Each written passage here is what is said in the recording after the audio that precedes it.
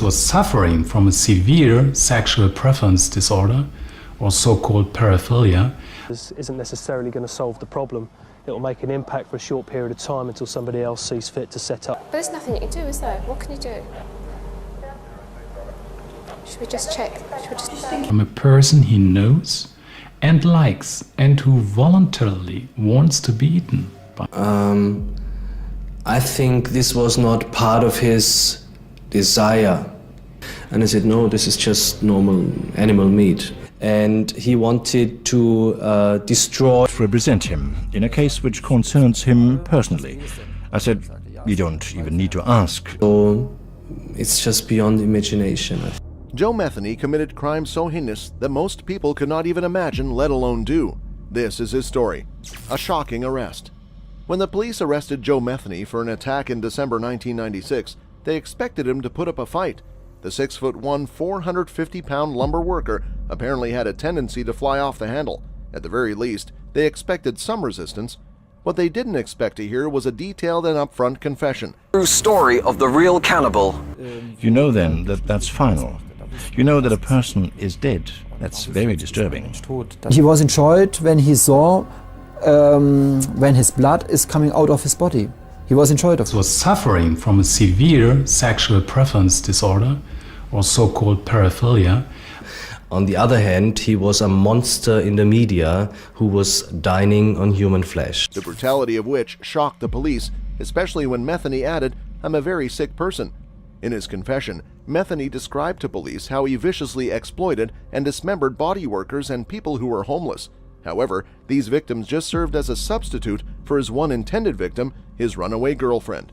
Then, Metheny confessed to his most disturbing crimes. Not only did he himself eat some of the victims' flesh, but he served it to other unknowing people as well. A complex life. Joe Metheny had always been rough.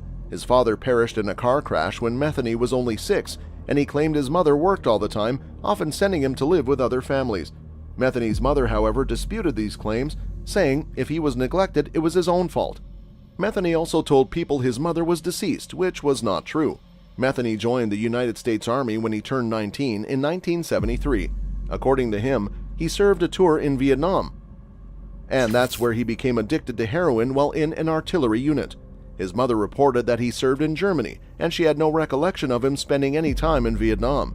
President Richard Nixon signed the Paris Peace Accords and ordered the withdrawal of U.S. forces from Vietnam in 1973.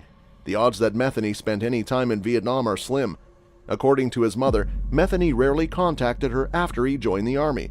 He just kept drifting further and further away. I think the worst thing that ever happened to him was drugs. It's a sad, sad story.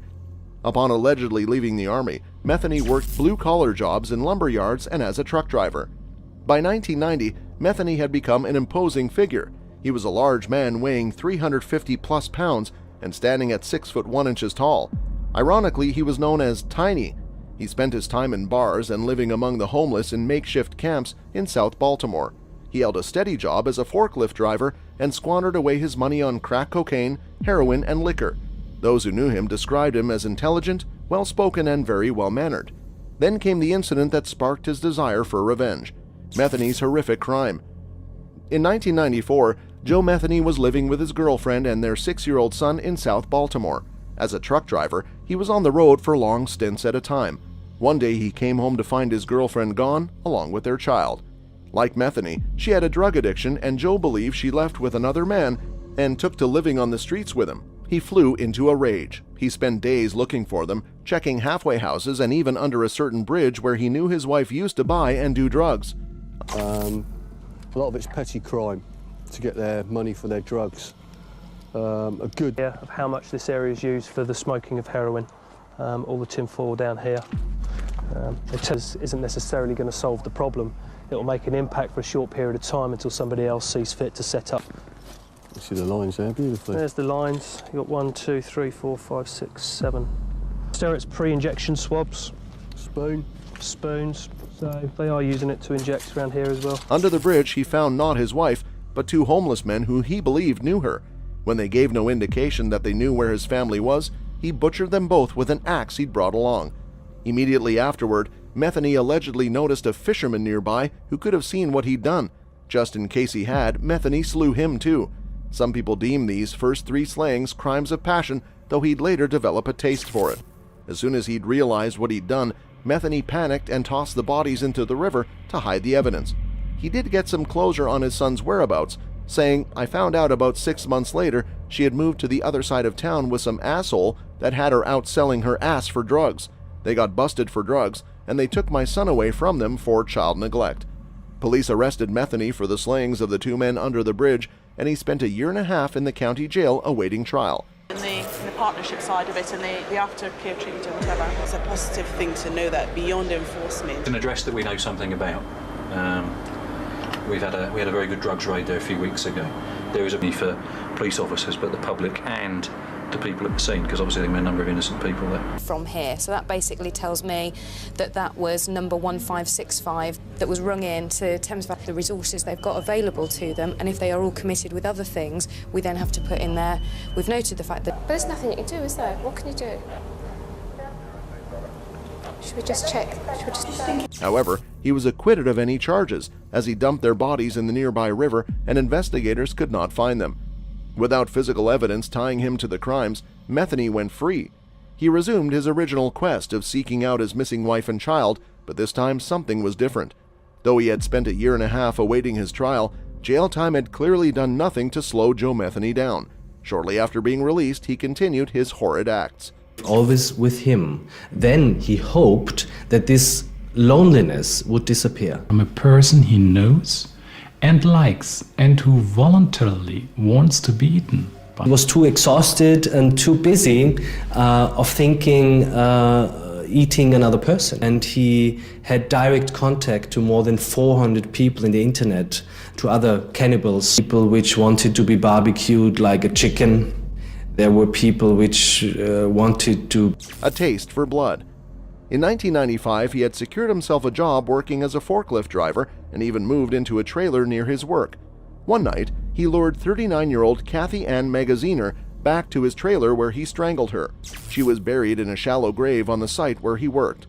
6 months later, he returned to her gravesite, dug her up, reportedly exploited her corpse before removing her head and dropping it in the trash. Her body went undiscovered for 2 years. In November 1996, he lured Kimberly Lynn Spicer, a heroin addict and single mother, to his trailer.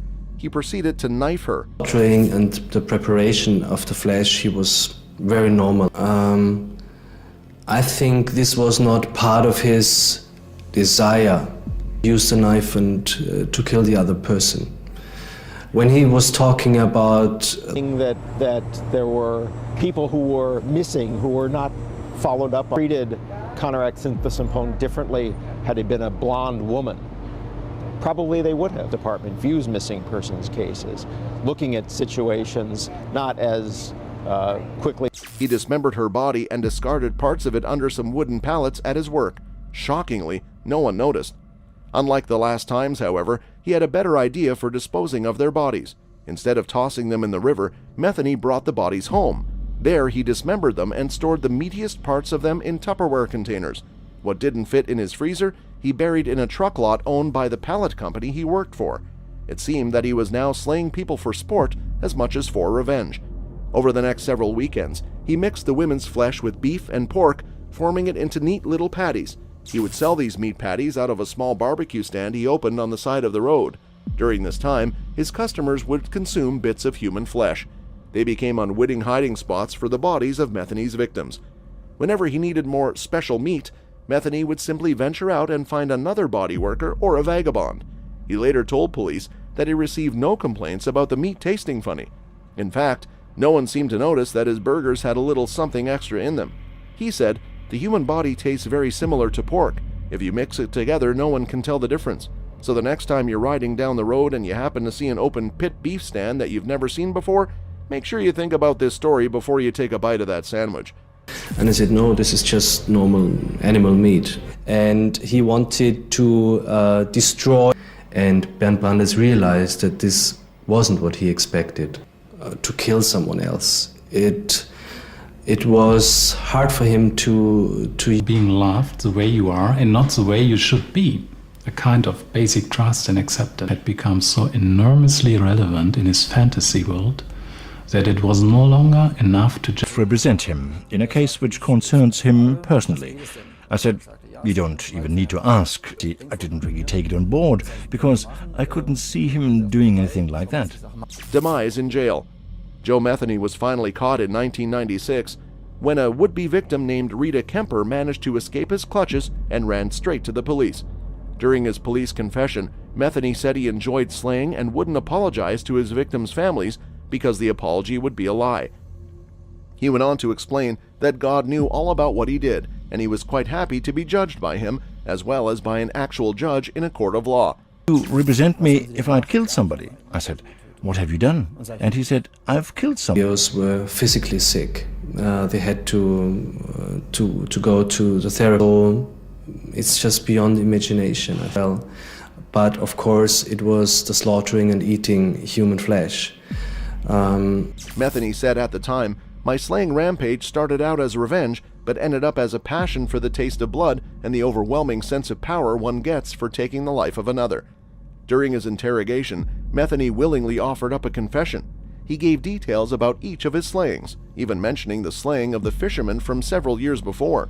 According to his confession, he took the lives of 10 people, and authorities say there's no reason to believe he would have stopped there had they not captured him. Eventually, a jury found him guilty and sentenced Metheny to the capital punishment. However, a judge overturned this verdict in 2000 and changed it to 2 consecutive life sentences. At his trial, he said he was sorry for what he had done, and he wanted to give up his life so that God could send him to hell. In 2017, guards found Metheny unresponsive in his cell at the Western Correctional Institution in Cumberland at about 3 p.m. They pronounced him shortly afterward, thus ending this horrifying saga. Metheny was 62 years old at the time of his demise. That's all for today, folks. See you next time.